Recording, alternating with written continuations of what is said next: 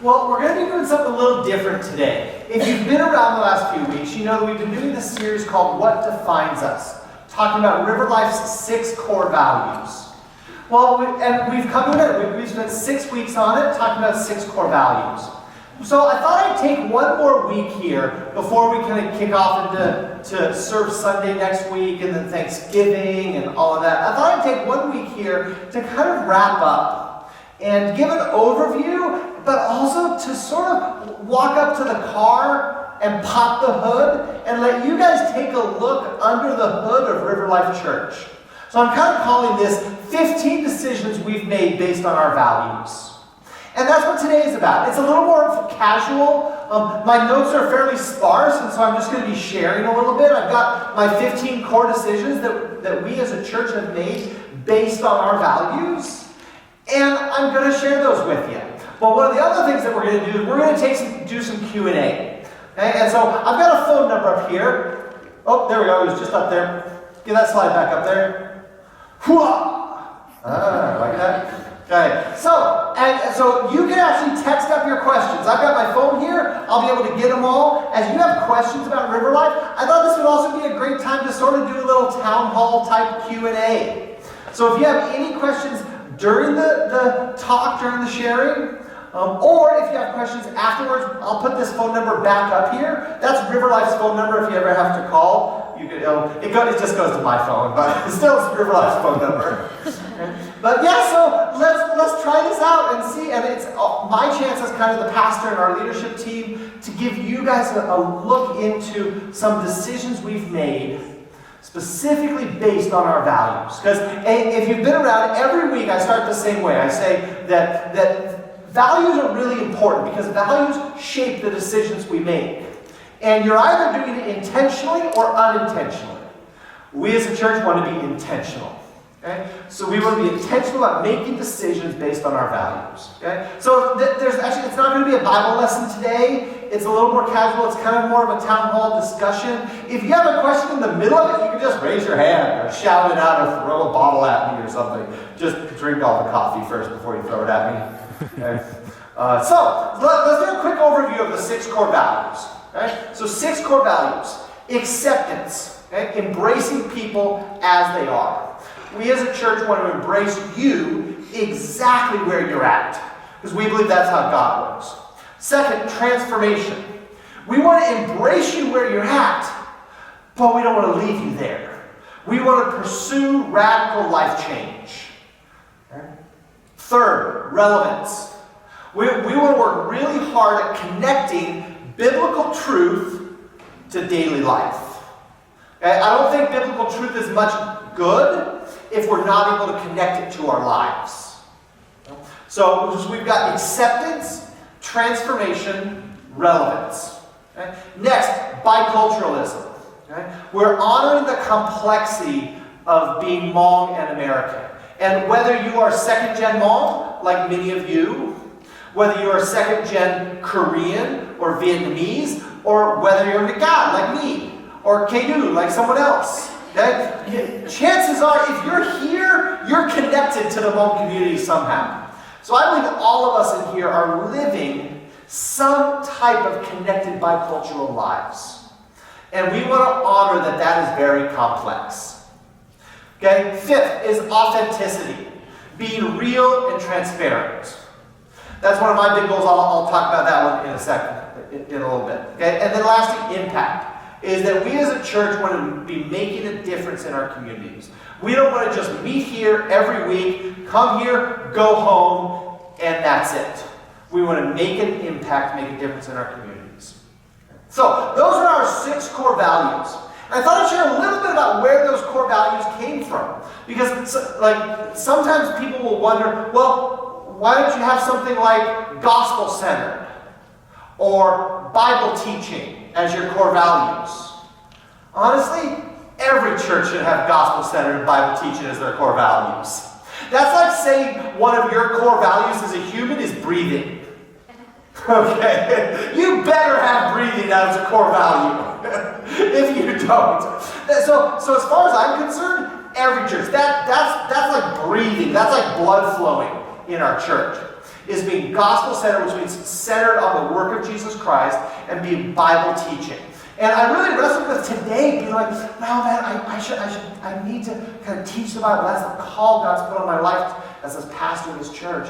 But I think it is okay that periodically through the year, this will not be the norm, okay? But periodically, occasionally through the year, we take a break and we talk about the church. Okay, so we took those core values and said, okay, we're going to start there. And that's like breathing to us. And now, what do we want to be like? What does second-gen mom really desire in a church? What have their experiences in the past shaped them to be and shaped them to want right now? And we, through some brainstorming process, we landed on these six core values. Okay? And fundamentally, we believe that these core values reflect God's character. That God accepts us. He desires to transform us. Okay? He desires to be relevant. He understands the complexity of identity. In fact, there's a whole lot of cultural identity stuff in the Bible.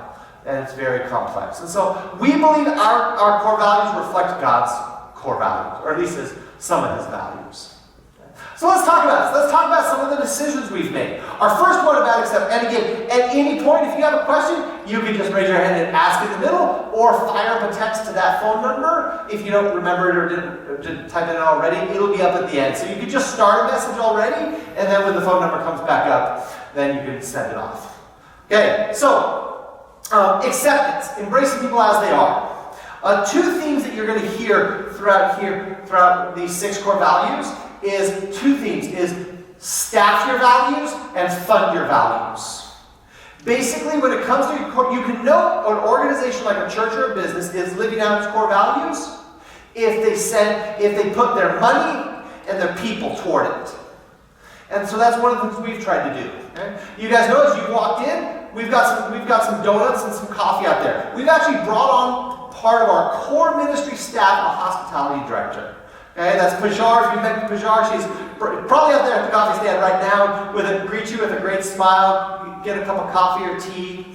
But we believe that friendliness is important, because friendliness is fundamental to acceptance. It's not all there is, but it is fundamental. So we want to create a friendly church. That's why we want to smile. We want to greet you. And so every week we're spending money to help you feel accepted. And to help you feel a little bit more awake with sugar and caffeine. Okay? Our dress code. Honestly, we don't really have one. We just ask that you wear clothes. Okay? If you've been around RiverLife, you know it's pretty casual. I've been wearing these jeans almost every week because I like them. They're comfortable. And I'll just throw on a shirt.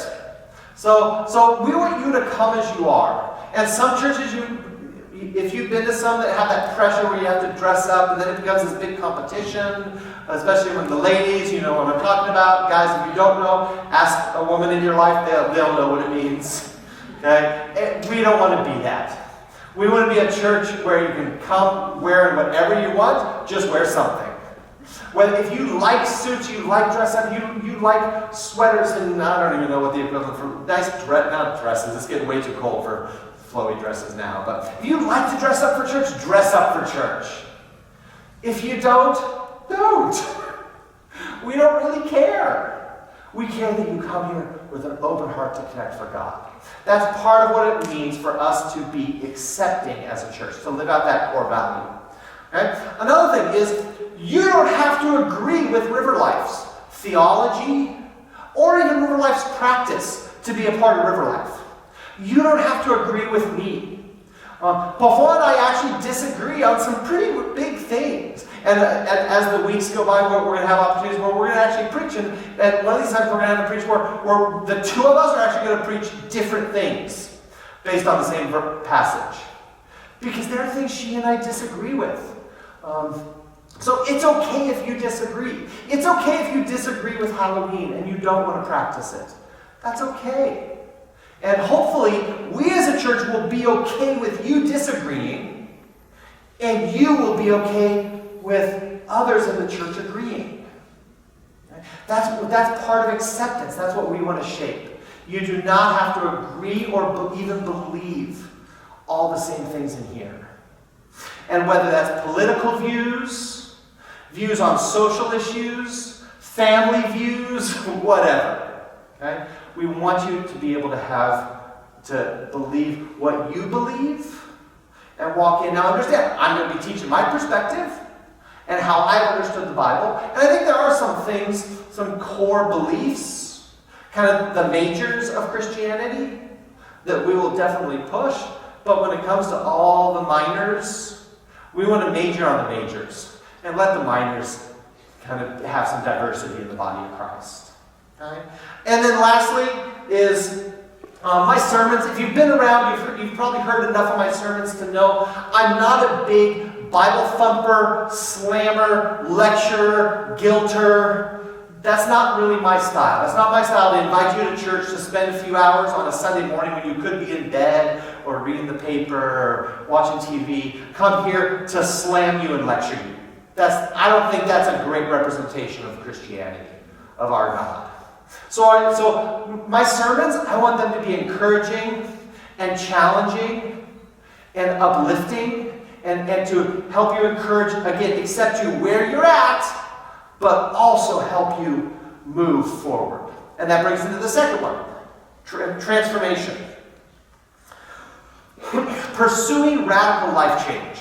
And one of the parts of RiverLife that I'm really excited about that we're going to be launching in January, you're going to start hearing a lot more about this, is life groups. These are small group Bible studies of 6 to 10 people led by a leader who get together each week to study the Bible, to pray for one another, to kind of do life together, to build friendships. And the reason we're making life groups, that they're pretty much the backbone of RiverLife.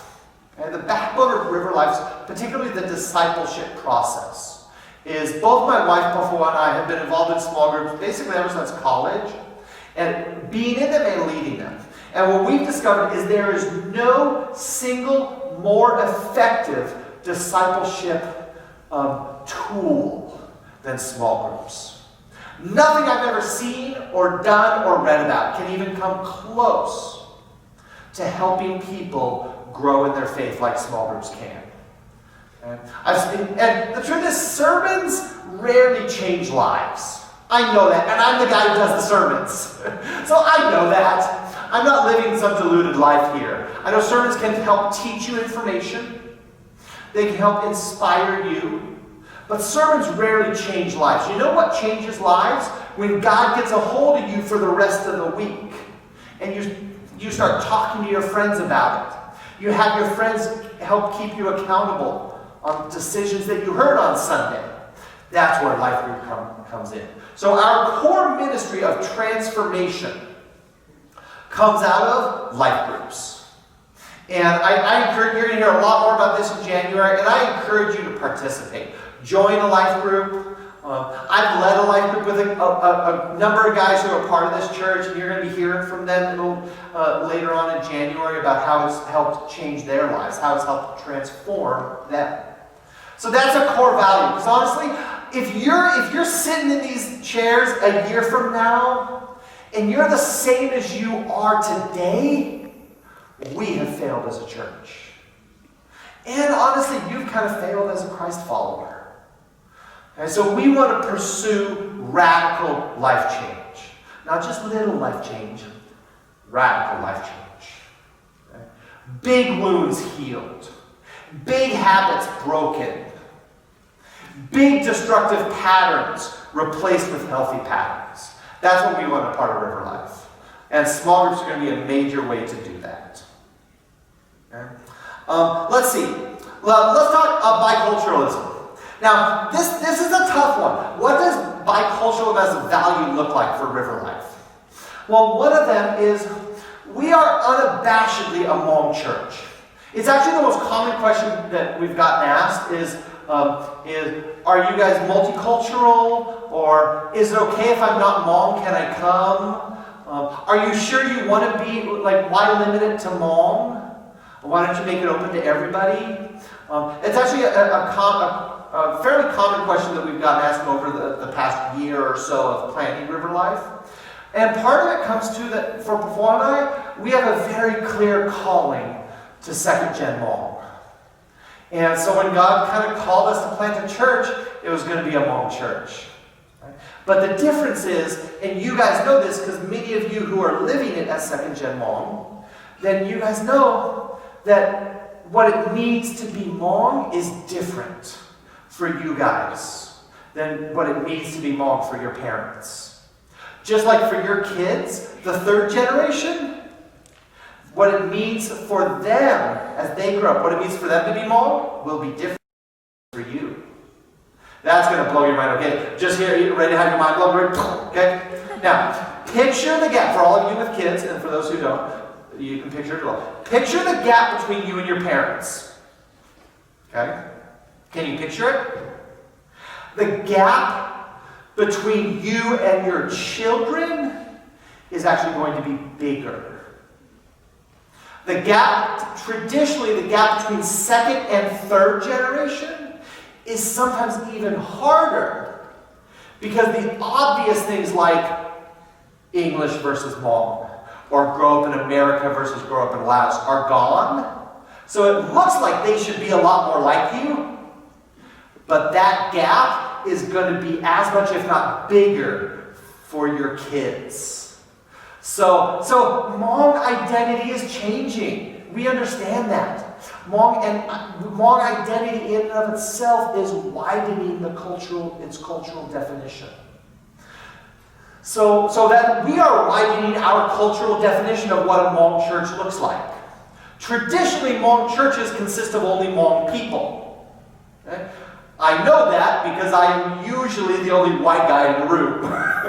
For the last 10 years, I've gotten very used to being the only white guy in the room. And traditionally, Hmong churches are just for Hmong people. But I don't believe that this next generation of churches can be like that. Because your lives are not just with Hmong people as much as they were or are with your parents. Your lives are more bicultural. That means our churches need to be more bicultural. Your lives and your friendship circles and your work circles are more multicultural. That's why even as a Hmong church, we can be multicultural. I don't see those as necessarily contradictory. Right? And here's kind of the way I put it. Okay? We are unabashedly a Hmong church. I make that claim very clear. But we are a Hmong church where the identity of what it means to be Hmong is changing. And I want a church here where someone who is not Hmong, but connected to the Hmong community, like me, okay, can fully participate in the life of the church. Because that's the thing I've missed so much over the last 10 years, being a part of first generation Hmong churches, is I haven't been able to fully participate in the life of the church. I can participate in little snippets, but I really missed out. So that's my desire for RiverLife, is yes, this is a Hmong church, and it will be, at least until the demographic starts to change. We already have plans of what this could look like 5 years and 10 years out, and one of these days I'll share that stuff with you. But my desire is that even if you're not Hmong, you can fully participate in the life of this church. And if you are not Hmong and you ever feel like you can't, you come and talk to me right away because it means I'm blowing it. Okay? So with biculturalism, one of the other things that we value or that we want about biculturalism as a value is during our sermons, we want to talk about cultural values, not just cultural practices. The first generation churches have done a wonderful job talking about cultural practices that might be against biblical practices. And they've set a wonderful legacy for all of us in doing that. But I believe now it's time for us to take the conversation further. Instead of just talking about practices like funerals and oneng and shaman versus Christian, no. It's time to start talking about values. And so you'll hear me often in my sermons, I'll talk about here's what Americans value, here's what Hmong value. Just last week I talked about, here's a characteristic of the American church. They've kind of abandoned trying to make an impact in their communities, most of the denominations. And unfortunately the Hmong church kind of picked that up. So that's one of the things I'll talk about. I want to talk about Western values and Hmong values and biblical values. And that's part of what it means for us as a church when we talk about biculturalism and embracing the complexity of living in a bicultural world or a bicultural identity. Relevance. That's a big one for me. If you've been around and you've heard my sermons, I love to preach topical series. It's a big debate, if you've ever heard this among pastors, that what they call expository preaching, which is verse 1 says this, verse 2 says this, verse 3 says this, and then topical preaching. I love topical preaching. I love topical series because I want to talk to the things that are kind of part of your lives right now. And so the majority of my series are going to be surrounding topics that are concrete and real in your lives. At least that's my hope. And yeah, I'm sure I'll miss it a few times, but that's my desire, is that the sermons that are preached at RiverLife are directly applicable to your lives. And whether it's me up here, or Pafua, or Al, or whoever is up here, that they can talk and they can take the scriptural content, God's truth, and help you connect it to what you live out Monday morning. And what happens in your family Thursday night. Okay? So we want to work really hard to do that. And if you're ever feeling like we're just kind of preaching up here, and we're never getting into the nitty-gritty, the kind of the dirty stuff of life, that means we're missing our boat. We're not living out our core value of relevance.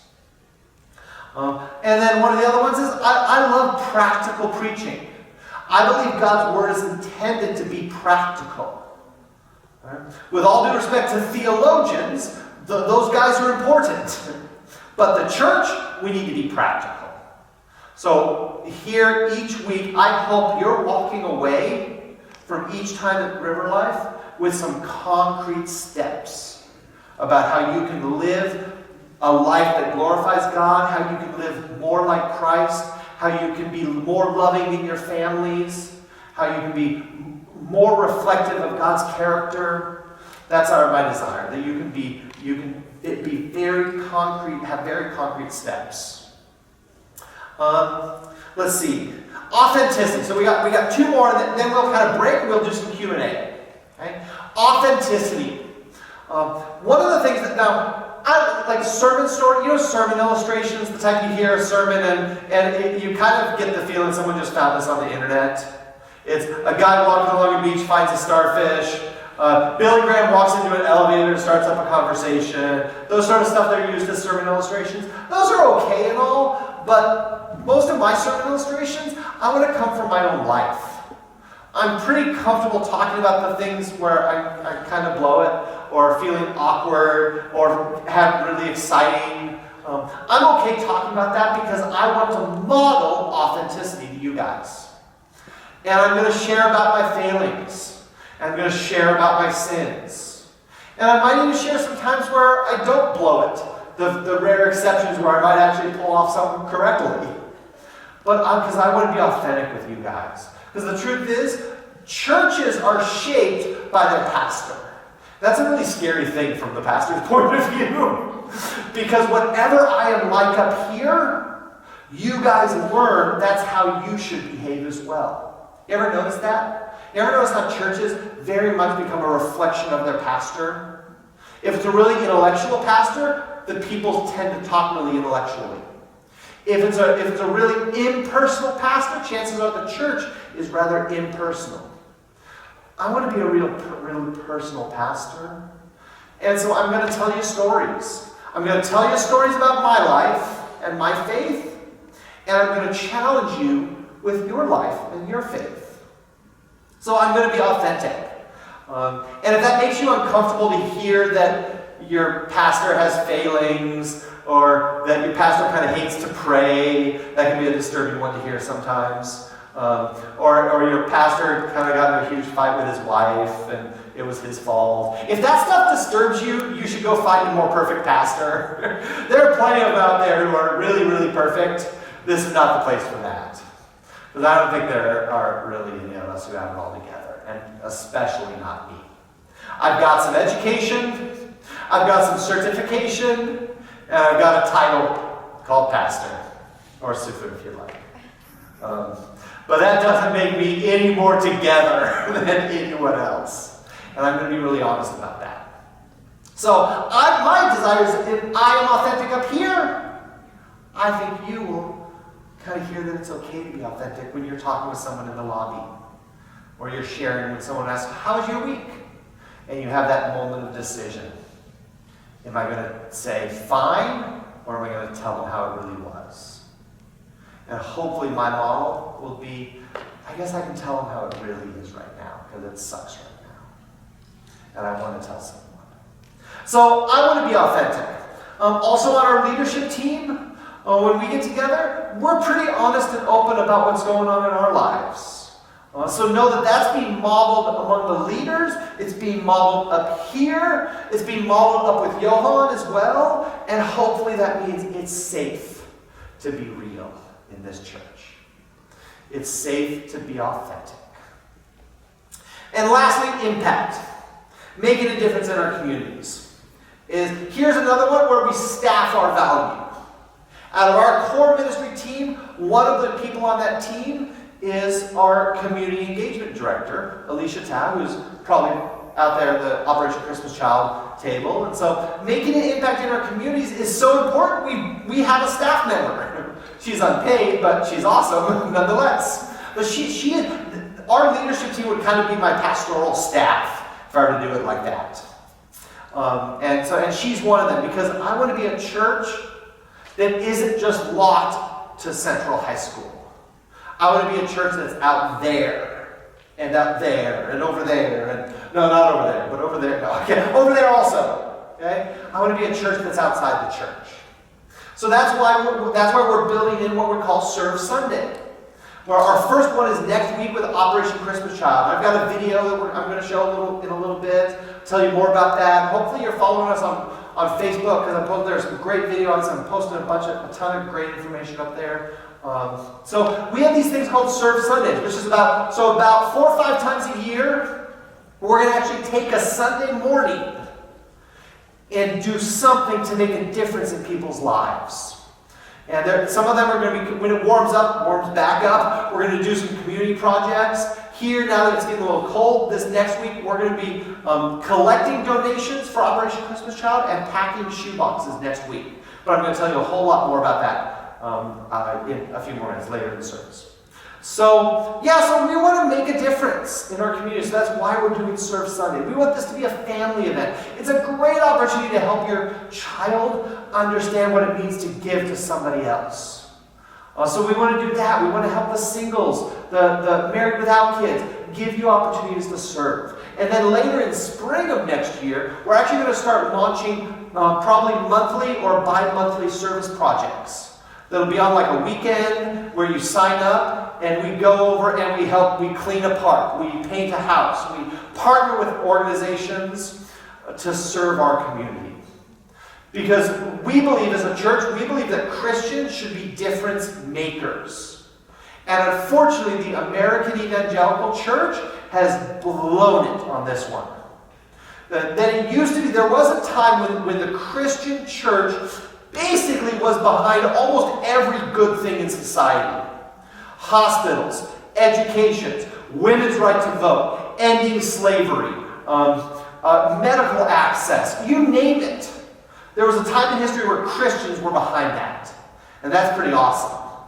But in our modern age, our churches have kind of lost that. Well, we want to gain back some of that ground. Not like we're going to start a new Red Cross or anything. But if we could volunteer with the Red Cross, that'd be great. So, and then one of the other things, about the third or fourth decision that we made in this whole process way early on was we wanted to be in St. Paul. We didn't want to be out in the suburbs, even though it would have been easier to find a place. We didn't want to be out there. We wanted to be in St. Paul. That was a non-negotiable for us. Not just because 50% or 40% of the people of Hmong live in St. Paul, 60% in Ramsey County, and it's not just that. It's because we want to be in St. Paul so that we can love St. Paul. And that we can make an impact within St. Paul and the organizations that are already doing amazing things here. We're going to partner with them. And that's why Alicia's on board, because she's like uber connected to all of these nonprofits around town. So I'm excited to be able to partner with some of these nonprofits around the cities. So there you go.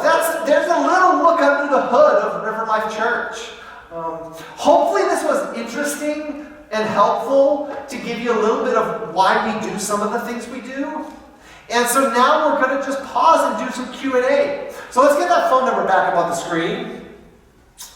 And so if you have a question, you can text it to that. My fingers must be broken. You can text it to that number that'll be up on the screen moment, or you can just raise your hand and ask. Okay, let's see. Do we still have that slide? Working on it. Okay, I like that. Yeah, so we wanted to open up with Q&A. And so this is sort of a free-for-all for anything about RiverLife. We'll do more Q&A for like theological stuff. We can do that later. But this one's going to be anything about RiverLife. You have a question about, or you want to challenge me on something, go for it. I'm okay being challenged. Yeah, so you can text. If you have my phone number, you can just text it to my phone as well. Or you can just ask right now.